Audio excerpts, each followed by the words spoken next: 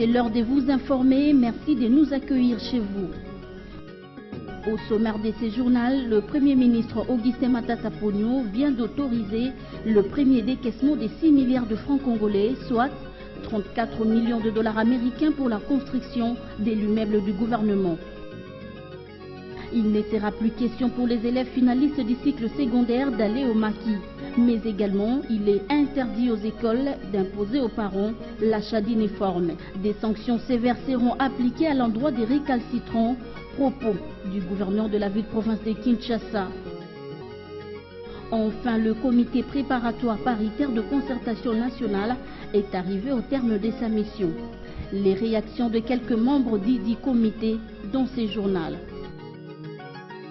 Page info, jeudi 22 août 2013, c'est parti.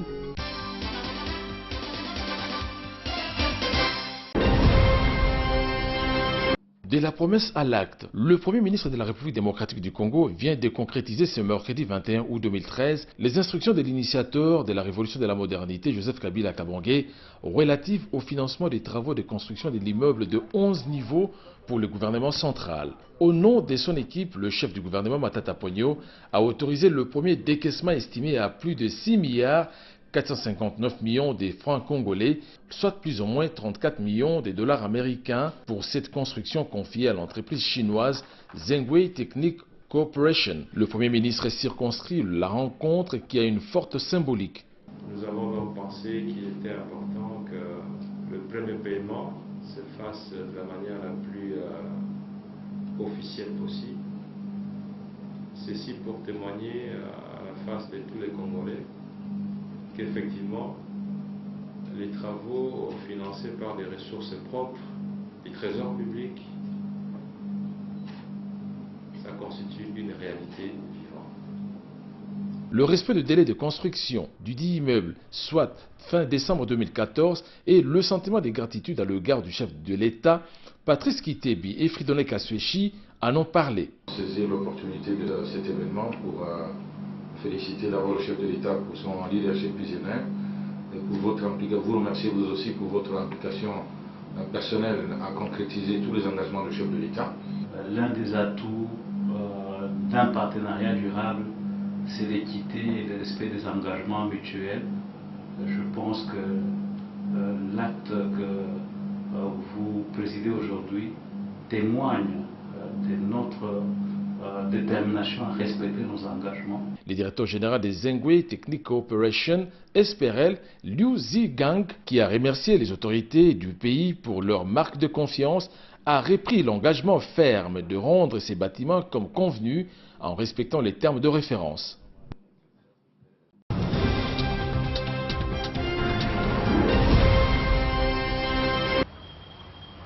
Pour consolider les acquis de l'assainissement et l'embellissement de la commune de la Gombe, entamé il y a peu sur l'initiative du Premier ministre Augustin Matata Ponyo, les habitants de la commune de la Gombe vont dans les tout prochains jours commencer à payer les taxes en vue de prendre en charge l'assainissement de leur municipalité conformément à la loi. Le Premier ministre a suggéré maintenant que de la même manière que nous avons commencé avec la Gombe, pour l'assainissement, nous évoluons maintenant que la prise en charge de cet assainissement soit assuré par la ville. Donc l'arsenal juridique a prévu des lois sur la nomenclature des taxes où une taxe est retenue justement pour l'assainissement de la ville. C'est ce que j'avais dit autrefois, quand vous voulez habiter Gombe, Gombe c'est une commune VIP, il faut supporter le coût. Ça a un coût. Alors la taxe est prévue, c'est la loi. Donc maintenant, nous allons essayer de demander aux assujettis, aux habitants de la Gombe de payer cette taxe. Et c'est cette taxe qui va prendre en charge la consolidation de ces acquis, dont l'assainissement, l'embellissement de la commune de la Gombe. Désormais, il ne sera plus question pour les élèves finalistes du cycle secondaire d'aller au maquis. Mesures prises par l'autorité urbaine pour éviter le mauvais résultat observé aux examens d'État édition 2012-2013. Il faut faire un diagnostic. Pourquoi c'est 50%? Pourquoi ces mauvais résultats? Et à ce diagnostic, il faut trouver une thérapeutique. Allez, parmi de piste de solution, nous avons pensé que nous connaissons l'expérience de maquis dans la ville de Kinshasa. Étant qu'une je sais qu'est-ce qui se passe dans le maquis. Et le maquis, c'était pour que les enfants restent ensemble, qu'il y ait cette solidarité. Celui qui est fort en mathématiques explique les autres, celui qui est fort en anglais, ainsi de suite. Mais ce n'est plus ça, c'est vraiment un coin de retrouvailles où ils prennent la boisson, ils n'étudient pas. Alors, parmi les mesures, la thérapeutique de choc que je dis, parmi, voilà, premier remède, plus de maquis dans la ville de Kinshasa. En outre, de mesures sévères seront appliquées aux écoles qui obligent les parents d'acheter les uniformes à l'école. Baboti bana pasi, ba préfet ba komi ba commerçant nena lobaki liboso. Ketcheza nango $50, ya linga ba somba o ya école na $150. Uniforme za nango soki papa somi mettre chemise na pantalon na $100 atongi ba uniforme, ya linga ba somba o ya $200.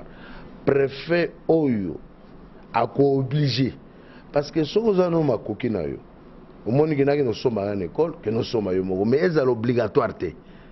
C'est que moi, nous faut que nous sommes à uniforme et école. À cause de un modèle, à cause de la cité. À cause d'un modèle à Ketch, à cause de la banda. Mais préfère rendre obligatoire na kolongolae Moussala.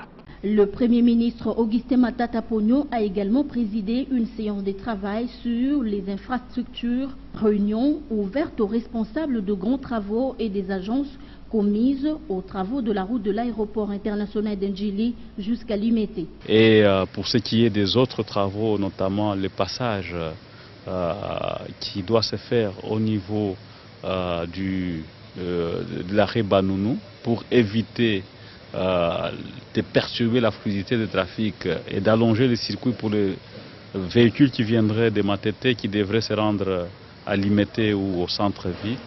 Vous avez vu qu'il y a un viaduc qui est en train d'être construit, de manière à ce que d'ici la fin de l'année, ces viaducs soient terminés et le pont Matete aussi terminé, c'est-à-dire avec les 4 voies, donc 4 bandes aller et 4 bandes retour, de l'aéroport vers le centre et du centre vers l'aéroport. Doter les Congolais des infrastructures modernes répondant aux standards internationaux, c'est l'une des priorités du gouvernement Matata Ponyo.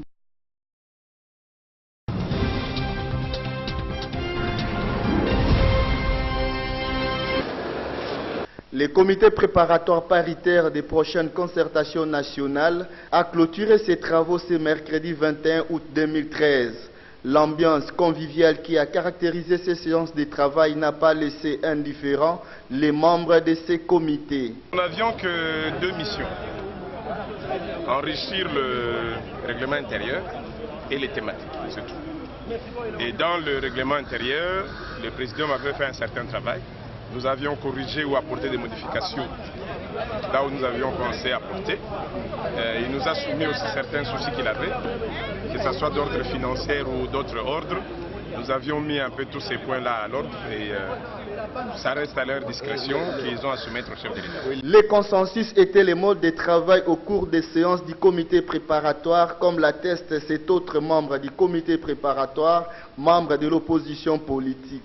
Quand on a donné le délai, je suis certain que le président ne savait pas que la tâche allait être aussi longue. C'est vrai, mais ça ne signifie pas qu'il y ait eu des problèmes, ni des couacs, ni des points de rupture, non. C'est tout simplement parce que les délégués ont tous voulu discuter dans le fond chaque problème important. Il y a des problèmes très faciles et très rapides.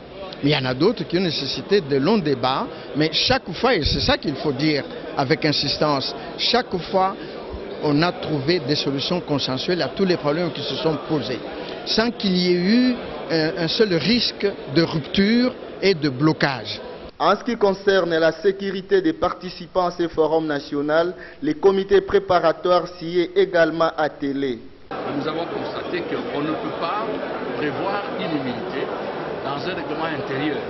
Même à l'Assemblée au Sénat, les immunités sont incluses dans le règlement intérieur parce que la Constitution est déjà prévue. D'ailleurs, si vous lisez le règlement intérieur de l'Assemblée du Sénat, nous reprenons textuellement la lettre de la Constitution. Donc, on ne peut pas faire cette entorse-là aux lois et à la Constitution. Ça, c'est les deux. Le projet de règlement intérieur du Présidium comprend déjà des dispositions de sécurisation et d'ouverture, j'allais dire, de l'exercice libre du droit à la parole et du droit à la proposition par rapport aux problèmes que nous allons débattre en concertation nationale. Nous avons trouvé une solution. Nous nous sommes dit, même si on parle de l'opposabilité, il faut voir aussi le réalisme politique. Il ne suffit pas de prendre une décision pour croire qu'elle sera appliquée. Et donc nous avons proposé une formulation qui répond exactement aux préoccupations des uns et des autres, et c'est ce qui a dégagé le consensus. Les travaux au niveau du comité préparatoire achevés, il appartient au présidium de ces assises nationales d'y apporter ses amendements pour enfin convoquer les concertations nationales proprement dites.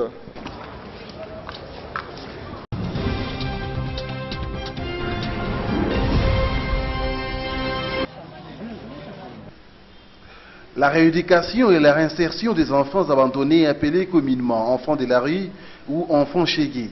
Voilà les champs de bataille du comité d'appui au travail social de la rue Katser qui s'est rendu ce mercredi sur les différents sites qui abritent ces enfants. Sur l'avenue Lukango numéro 5 dans la commune de Kassavubu, le Katser a rendu visite à une fille mère qui a accouché un nouveau-né en lui apportant quelques biens. Après, les membres de cette ONGD se sont rendus au marché Gambela, derrière ce bâtiment d'une école. C'est ici que logent ces jeunes filles mères et leurs progénitures dans des conditions insupportables. Après avoir réceptionné quelques habits qu'on leur avait apportés, ces jeunes filles sollicitent en plus le soutien du gouvernement ainsi que des gens de bonne volonté pour leur venir en aide.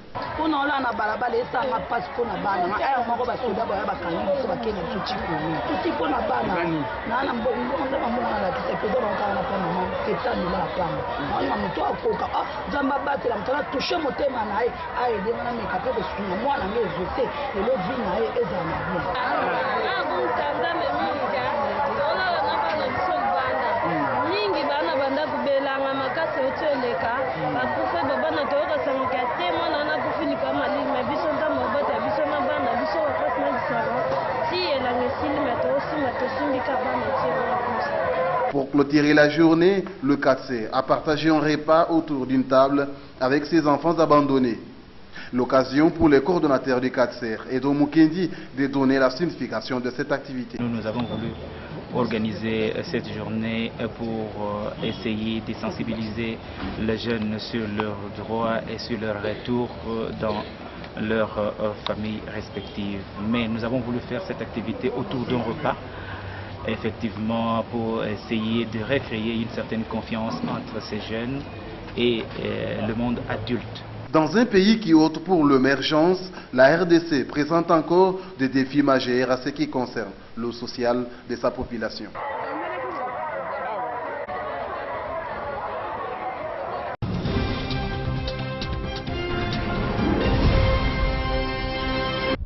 Ces concertations et nous. Les députés nationaux Guilain Tchibala Nsenga, membre de l'Union pour la démocratie et le progrès social IDPS, met en garde un groupe de députés de cette formation politique qui envisage prendre part aux concertations nationales.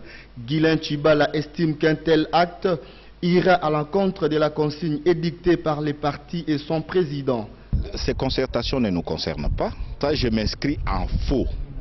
Tout celui qui va entamer ces démarches, cela ne l'engage que lui. Ça n'engage pas les groupes UDPS et alliés.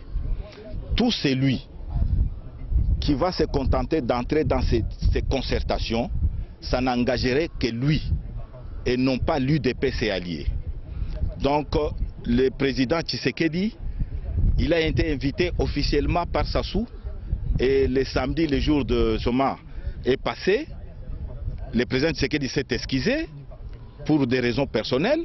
Alors lui ne peut pas commencer à jouer ce qu'il est en train de jouer. Qui ne joue pas les jeux de cache-cache. Ça, nous allons le combattre jusqu'à la dernière énergie. D'autre part, le député national Benjamin Mwamba, lui aussi membre de cette même formation politique, soutient qu'il n'existe aucun inconvénient si l'IDPS prend part à ces assises de grande ampleur. Étant donné que le président lui-même ne s'est pas encore prononcé. Les gens sont en train de spéculer. C'est normal. C'est normal. Il y en a qui peuvent penser que l'UDPS va participer et d'autres non. Mais quant à ce qui me concerne, mon opinion est claire. Et tous les journalistes le savent. J'ai été parmi les géniteurs des concertations nationales.